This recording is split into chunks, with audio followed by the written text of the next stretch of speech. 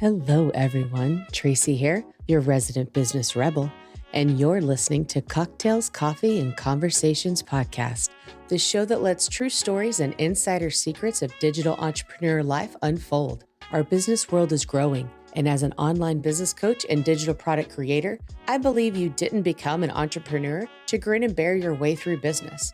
So I'll be your guide as we drop in on coaching calls, have intimate sit-downs with online personalities you love, and discuss ideas, opportunities, and strategies circulating our online world. So pop in your earbuds, tap follow, and join me as I demystify this thing called business. But someone may be saying, for whatever reason, I'm not ready yet. And so you're giving people that access that allows them to build their own confidence in themselves to see what they actually are ready for, regardless of the money part. Welcome in, everyone. Today, I am joined by Sue McLachlan of the Unicorn Advisory. And if you haven't come across Sue yet, she is an online business strategist and Kajabi expert. She loves talking about Kajabi, marketing courses, launching, and online business. And that's what you'll hear in these special sessions where you can drop in on us having an inside chat about hot topics in the online business world. And today we're going to dive into the world of low ticket offers and how they can have a big impact on your business. We're going to discuss the importance of experimenting with lower price points, building trust with customers, and what does that look like with different price models, and providing different options for their needs. Have a listen as we explore the strategy behind low ticket offers and how they can be used to increase your visibility, to attract new customers, and the secret to making them successful in your business and not just because they're popular. So grab a cup of coffee or a cocktail, sit back, and get ready to discover the fascinating world of low ticket offers. Low ticket offers. Yes. How do you see them best being used? And what they are? Let's start with the what they are. Right. That's always the thing, because for all of you who know me, I'm very big on jargon busting, right? So we hear all kinds of words thrown out. And it's kind of funny because you know who somebody was taught by versus by like what vocabulary they choose to use. But it really is, it's like, what does that mean, low cost? Right? Because in truth, what is low cost to someone versus what is high cost to someone else is very, very much dependent on the human and their world and what they're going through, right? But whenever we're talking about it from a online industry and coaching industry perspective, we mean it as basically things that are under 100. So $100, 100 pounds, 100 euros, 100 fill in the blank, whatever you got. It's the things that are under that mark. And then you have your no-brainer low costers, and those are typically under 50, right? So, people being people and wanting to make their marks, they even segment within a segment within a segment, right? So these come across as like a lot of different terms that people will hear: upsells, bumps, tripwires, VIP, like we talked about before, like all these different kinds of things. But what we're going to concentrate on today is as a standalone offer. So we can talk about it like as a bump, as an upsell, a tripwire, a fill in the blank. If any of you want to hear that, let us know. Pop it in the comments, fill out the form, and give us your question, and we're happy to nerd out on that. But for the sake of a constrained conversation, we'll go with them as like a one-off. And these one-off, whilst we're not going to go into it, the one-offs could be used as a future tripwire order bump or anything. We'll just save that whole tripwire upsell because we could talk about that for about 2.5 days. Right. Yeah. And it's something that you will see in both of our models. I do more boutique style, which is just a fancy term for saying it's expensive, versus like she does a lot of like lower ticket and a lot of what's considered mass pricing. So a lot of times you'll hear it talked about as a difference between a Walmart pricing model versus a designer pricing model. And that basically boils down to like shorthand for volume. The cheaper something is, the more volume you have to sell in order to hit what's called your break-even point, which means you've covered your cost, and then eventually go into profit. Whereas whenever you have a boutique, a higher end offer, typically one of them, like just selling one, covers the cost of the output of that one, and hopefully like pops you into some form of a profit margin. Because there's individual time, there's often extra staff, there's like lots of extra things that come in with a higher ticket versus There's like more a personal touch with it generally with a higher ticket. There's more of you involved, whereas I guess the benefit of doing that stuff at the smaller end of the pricing scale is generally, for the most part, those cheaper offers are going to be self-study offers. They're going to be something that you can sell again and again. And it doesn't mean that you personally, as the creator, are going to have to support and give your time. And it just doesn't make sense to do that. So you need to be able to set it up so that someone can complete that offer or that product that they go through on their own without needing to ask you 40 questions. And, there's obviously troubleshooting and things like that, and you'll be wanting to support your students, but that's where you can invite them into more of a boutique offer if they need that additional support from you. And that is how, those lower ticket offers, how people are able to do them, because you can't sell something for $17 and then give someone 5 hours of your personal support time, because you will burn out in a flash. Tell me how I know. It's true. Ask me how I know, I should say. But it's true all the way around, and it's something that you and I prefer to call leveraged products, which other people might term a passive offer, right? And we don't use that term because there's nothing passive about it. You have continued support, you have continued admin, all that kind of good stuff, but it is definitely leveraged because you're putting in the front end work and then on repeat bringing in revenue from that, right? And so that's the thing, it's that front end. The work comes at the beginning and then the tail is small. Whereas sometimes with the boutique offers, the work comes through the delivery. So the bulk of it. So it's just, where you want to put your work in it rather than there being no work, because whilst you definitely can get passive to a degree, there is no such thing as magic money. There's always, some effort and continue. I mean, just customer service alone, that will have an ongoing, and I can geek out about money all day because finance is part of my background, but that's not today's topic.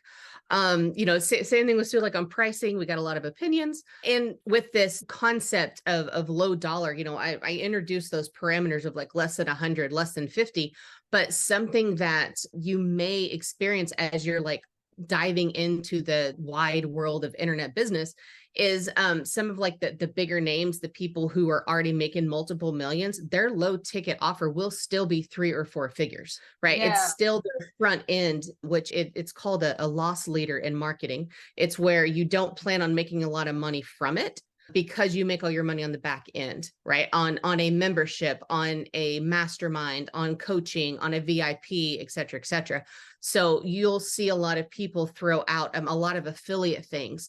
You'll see those bundle sales. People will offer things that are typically less than 500, but often like even just less than 100 in a bundle. And it's because those are those loss leaders, right? So we are bringing this up because it is a multiple pronged approach for your business. So it's a great way for people to get to know you, which boosts your credibility and your visibility, because more people are willing to take a chance for $17 than even 97, let alone 997, right? They're willing to take more of a chance, but it also is something that you can weave into other products, as Sue was alluding to before, where you can make that your bump, your upsell, your tripwire, your blah, blah, blah, blah, blah. And so it has a lot of use. Just understand when it comes to how do I make money from this, that goes back to that volume. You are expecting to sell over 100 of something at some point in the future in order to start getting your money back, right? Yeah. And also it comes in, like when you were talking about it being a loss leader, there's sort of 2 ways to think about it. It's like, think about when you go to Costco and they have free samples for you to try. Or if you, sometimes at a train station or, at the Sydney Marathon on the weekend, they were handing out smoothie drinks and yogurts and, different waters and things like that. That is companies giving their product to you. And that's what can happen in bundles and things like that as a promotional exercise. They're giving it to you to try and find an audience they maybe didn't already have and get exposure to new people, because especially as things like Facebook ads, that whole meta advertising environment has matured, it's become a lot more expensive and a lot more difficult to acquire a customer. Like the days of 10-cent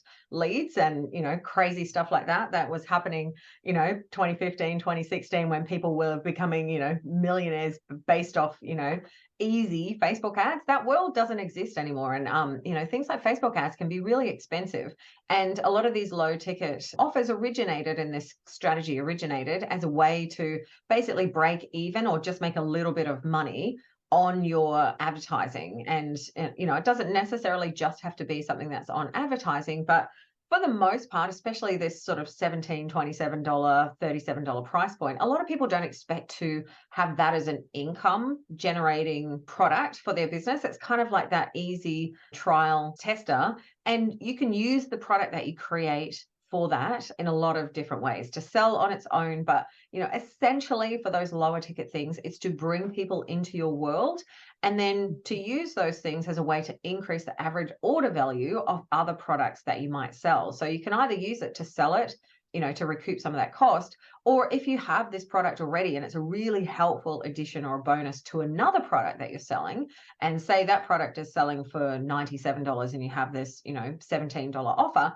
that potentially, if it's really well aligned, if 20% of the people who are buying the $97 offer then buy the additional $17 offer, that's increasing the value of that other sale that you're making and getting your products in front of more people. So it's one of those things where there's not like one way to use that, and it helps recoup costs of getting leads, because to get eyeballs on your business, you've either got to spend time or you've got to spend money. And if you're spending time and you're doing things like podcasts and YouTube and social media, having something where people can buy in a really like low risk way, like a $17, $37 product, it's a way that someone can be like, oh, I kind of like that person. I like what they're saying. Let me test something. Let me get my little Costco sample or my little almost free thing. And if someone gets a win from that, then they're so much more likely to then come into your world and then perhaps become a boutique customer or recommend someone else to become a boutique customer if they're not the right person. Yeah, it's very much, it goes into the bucket of marketing expense. Yes, right. Exactly. And it's that's also why you'll hear them called SLOs, self-liquidating offers, if you are actually using them to pay for something like an ad, so somewhere else. So there's lots of little things like this is where some of the best bonuses come from. Right? Like people get it included when they buy. Like for me, I have group coaching, but I still have one-on-one coaching. And when someone does one-on-one, they get my mini course, they get access to my group programs as part of it. Right. So you're almost creating like the architecture for your sales just by having something like this. Right. It's a good way to test new things when you're like, oh, I wonder if people would like this. A peer that I talked to who's in the online space, she doesn't do freebies at all. She does dollar offers. And so, it's like, will someone spend $1 on this? Let me see how much they find, interesting. How much value do they get out of it? What do they think of it? And you've played with $9, $12, $17 options before for that. Yeah.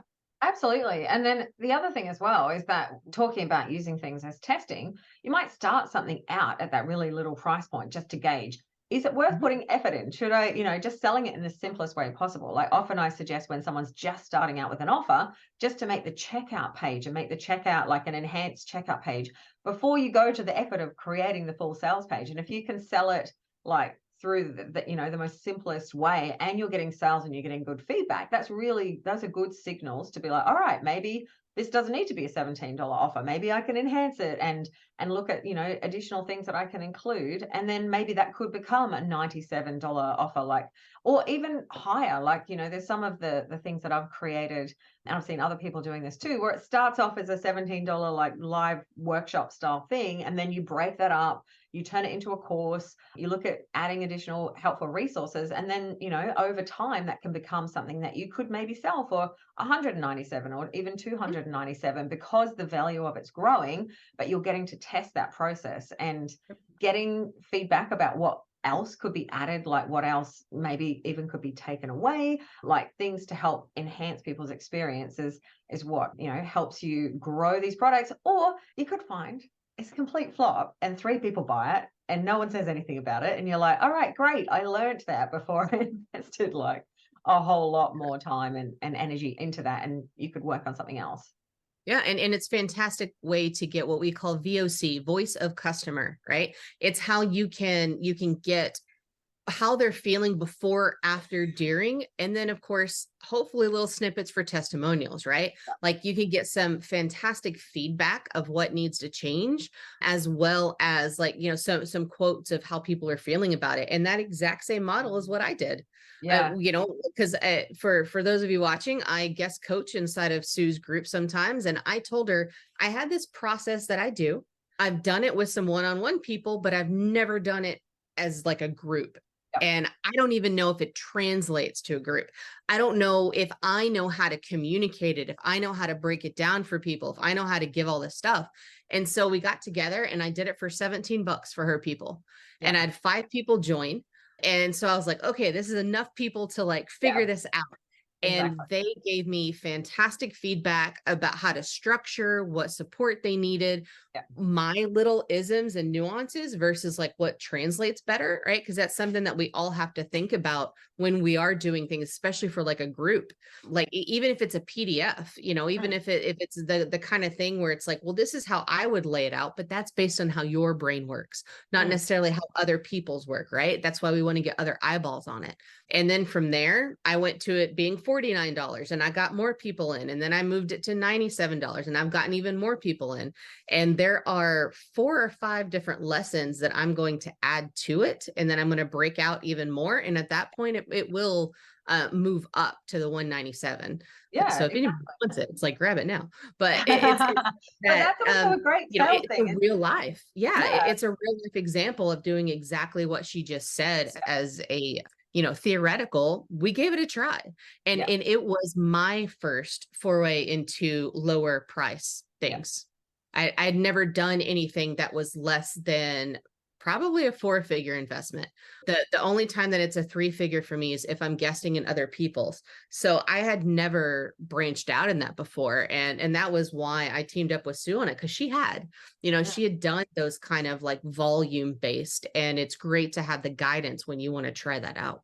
Yeah. And this is the thing, is that doing those lower ticket style of offers, it's not something that has to be a decision like, am I going to do low ticket or am I going to do boutique higher ticket? Like all of these things have a place within your business.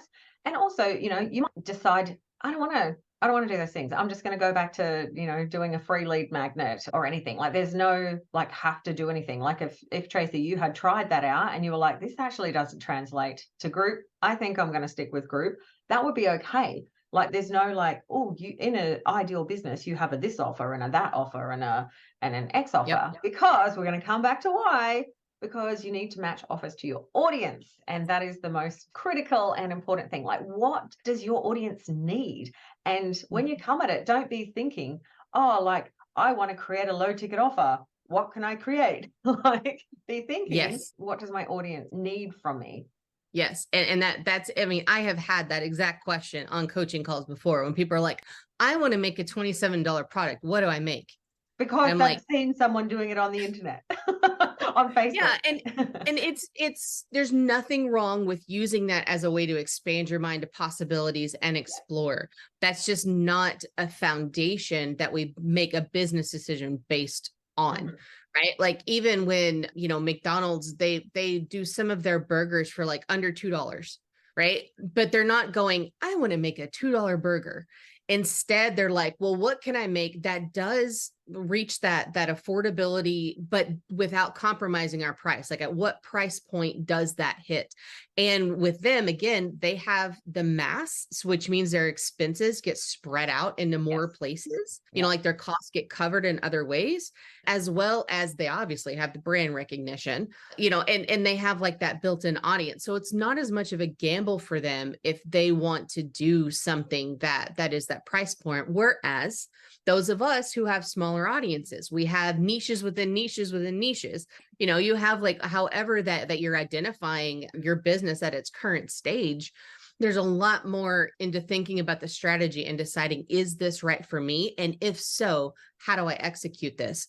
And that always starts with, what do your people need? You have humans on the other side of the screen, reading your emails, watching your lives, commenting on your video, doing whatever marketing mechanism you're doing. Those are real people on the other side, and they're looking to you for something. Right. So sometimes it's a case of offering just one module from a bigger part, offering one workshop from a coaching session that you do. It can be pulling these different pieces out versus saying, I want a $27 product.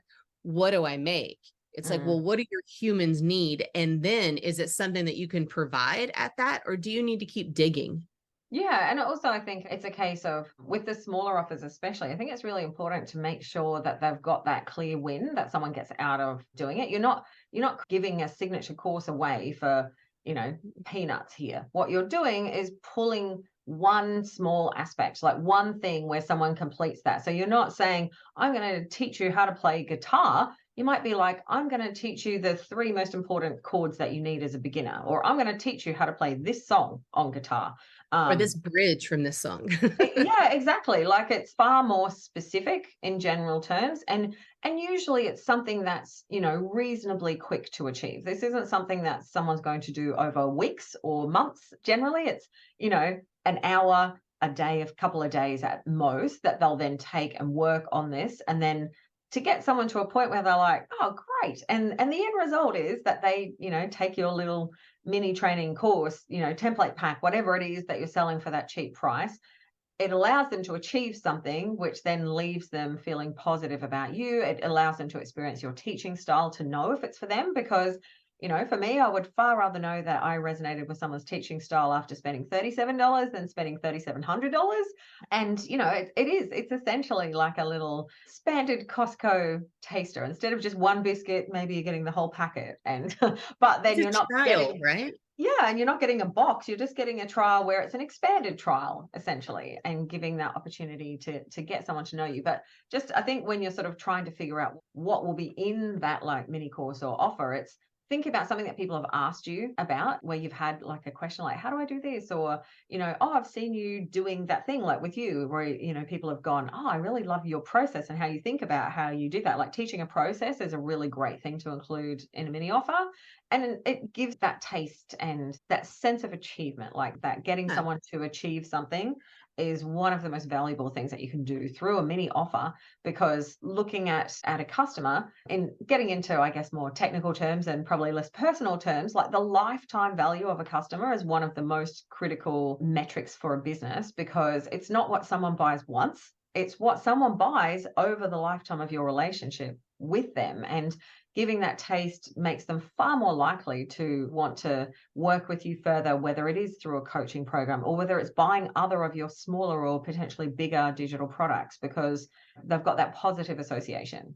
Definitely. Right. And that's one of those things where you have a little bit of an intertangle, like you have options, right? You always have options. And that is one of the beautiful but often scary parts of having your own business, is that you get to decide, but you have to decide. Yes. Oh my God. So sometimes it can be kind of comforting to follow the leader and just like mimic what other people are doing. And that's okay if that is your way of experimenting, right? Yeah. Just don't ever feel like you have to do something with it. But to the point of like where these lower cost offers are intertangled, it's the classic question: what does my human need to know before working with me? Right. So the same way it's like, I have one-on-one coaching. I have this big group program. I have this fill in the blank. It's like, well, what does someone need to know before they work with me? Okay, well, is this something that I can contain into a 1-hour workshop, into a PDF, into a what, or is this, no, actually, this would be another 8 weeks of training. Okay, then what do they need to know before they come into there? Right. So the same way that you keep breaking it down to come up with a freebie is the same way that you would break it down to come up with a smaller offer, right? So that's what we mean when we say it can be like the foundational module of a course or a program that you already have going, but it can also be a standalone where it doesn't lead to anything yet because you're trying something out, because you're trying to see what people are interested in, which is a great tool when someone is pivoting. Oh, absolutely. Because that's the thing. Sometimes you'll think you have the best idea in the world. Like you will, and you'll be so convinced that this is like magic that the world needs. But do you know how to find out if this is magic that the world needs? Tell the world and see how they respond. And Yes. sometimes they're not going to respond how you think. And there's two things that could be happening. A, that could be a messaging issue. And I say Tracie, could Whole talk other about episode. that just on messaging. But also it may just be that you've missed the mark and it isn't what people need, or it isn't what they want. And you think it's what they want, but there's a kind of a disconnect. And, like having this as this smaller offer, either as an experiment or something that you do like as a workshop to start, or just spend a few days pulling a mini course together to find that out before you spend months or even years on a program is the most helpful information you could ever have. Because I know people that have spent many, many months, 6 months plus, creating what they thought was the most epic course in the world. I have done it myself. My first membership, 3 months of absolute, blood, sweat and tears went into that thing. And my God, it looked beautiful, but it was too broad. It didn't connect because I didn't do that first stage of seeing, is this what people want and need right now?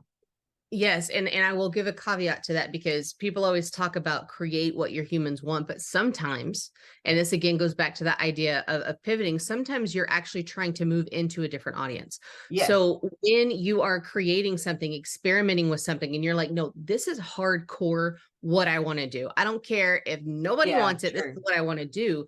Then it's a case, okay, great. Then let's find who it is that wants that. Right. Yeah. So there is this kind of play between things. Are you in love with the audience that you have? And you're like, yeah, these people reflect me. This is exactly what I want to do. How can I serve them? What can I make that will better their lives? Versus like, I've got a passion for this. Now I need to find the humans that also have a passion for this. You are allowed both. And that is not something that honestly enough people talk about. Sometimes we are trying to get more of the audience that we already have, and other times we're trying to hone the audience to make sure that we're actually reaching the people that we ultimately want to work with and to help make their lives better. And when you are pivoting, which you might be like, no, I am convinced this is what I'll be doing forever. I will say the chance of you pivoting at some point in the next 1 to 2 years is higher than you might expect. Yes. And it may not even be a pivot. It might be more of a evolution. Like getting, going from broad to a bit more specific.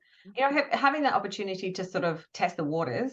And because you may have someone who's in your audience now who does match the new direction that you want to go to, but you might need to go back to a bit of ground zero and put it out there on social media and, maybe run a small ad campaign or do something to get your new offer in front of people.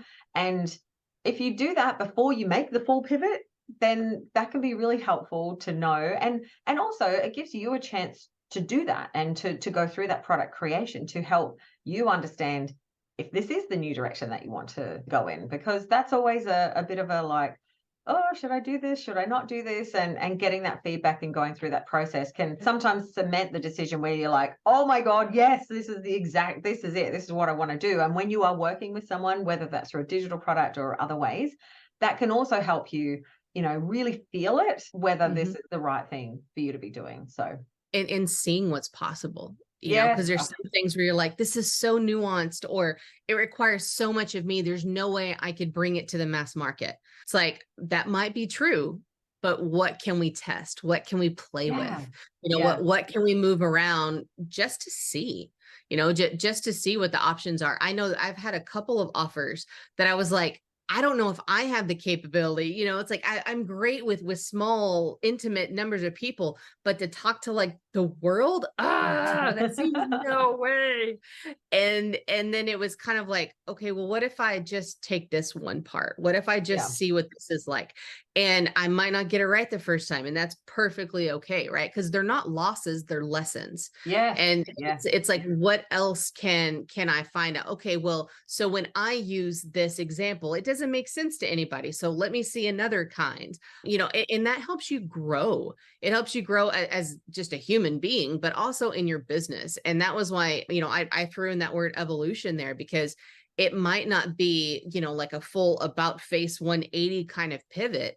It might just be a case of falling in love with something that you didn't expect to, or like having a season of your life where it makes more sense for you to kind of go down this one like specific tunnel or into like these group of things, right? Because some people teach based on what they're going on like in their lives like right now. Yeah. Other people do it based on experience, and other people have never been anywhere that their customer, that their client is, but they have the education, they have the background, they have that training in it, right? So whichever of those that you are, that is okay. Yeah. And there is a way to play around and to try these things that people talk about as like low offers and make it fit where you need it to fit.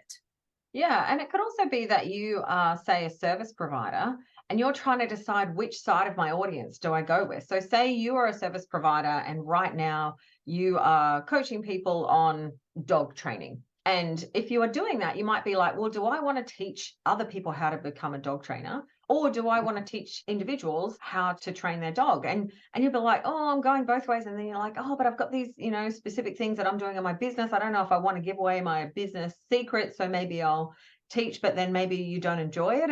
And by creating things, maybe you could do a smaller offer for both sides and see where it sits, see where it lands with you and what feels most comfortable. And, see what gets the best response, what you enjoy most, because, you don't know. And I meet so many service providers that are like, oh, I'm just not sure which side of the spectrum, what's going to make more money, what I'm going to like, what I feel comfortable with teaching. And it's that whole thing of like, oh, but if I teach people how to do it themselves, then they won't need me.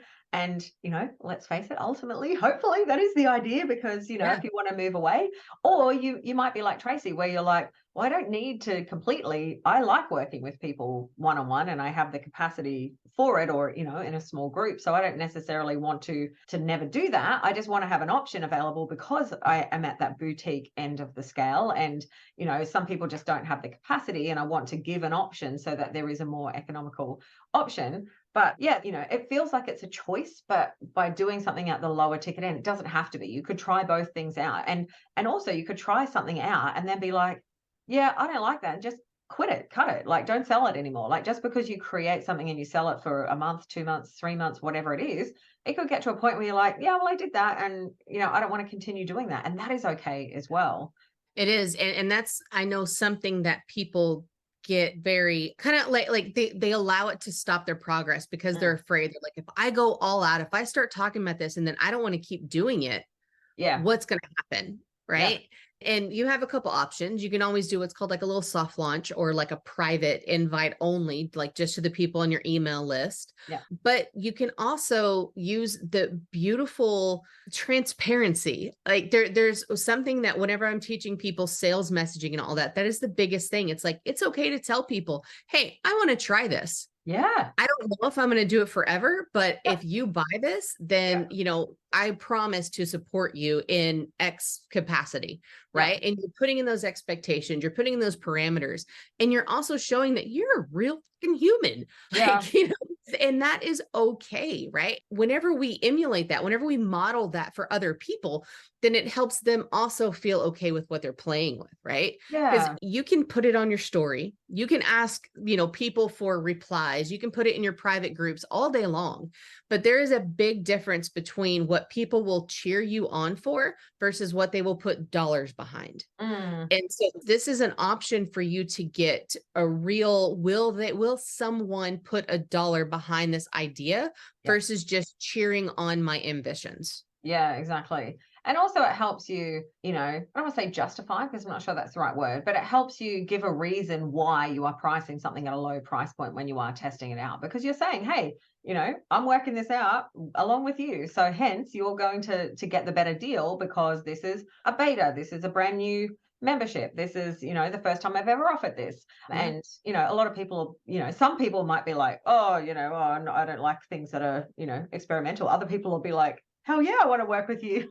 Like, at this really great opportunity price. And yeah, it's just, I think it's just a case of expanding your thinking about the possibilities and not just going, oh, I want to like screw myself over. I'm going to, like turn into the Walmart when I'm a boutique pricing, like people at this boutique end shouldn't, or high end shouldn't sell low ticket because it devalues me. It's about thinking about where this offer fits in your entire business. And yeah, just being open to the idea that it gives you a bit of experimentation options and chances. And giving you permission to play, right? Because it's also very much an eye opener for people who have a hard time separating themselves as a human from the company that they're making, right? Because even if you are the power of one, if you got an LLC, you send out invoices, you have you're a business, just plain and simple. You are a business. And I remember a conversation that I had with a one-on-one client where I was telling her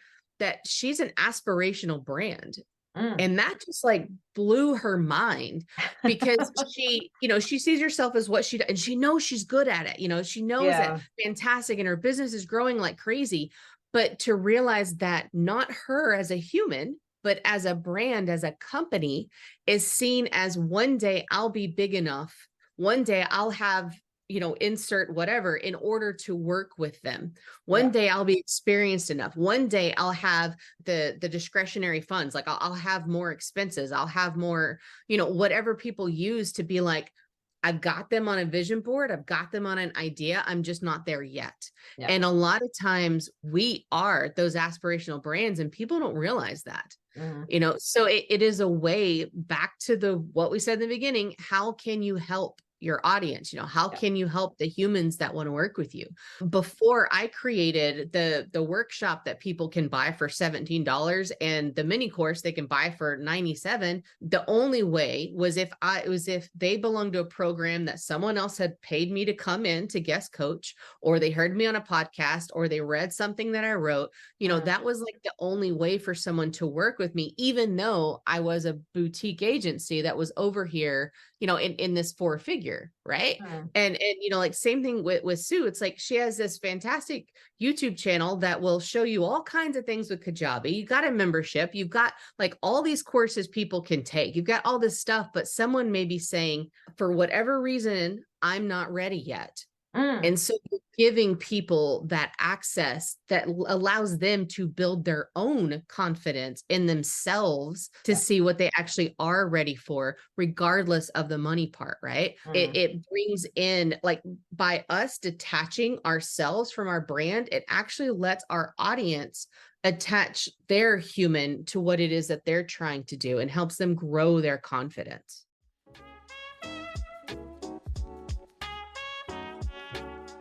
Thank you for joining me here in Cocktails, Coffee, and Conversations. Be sure to check out the show notes for all the links mentioned today. And while you're there, I'd love for you to rate and review the show.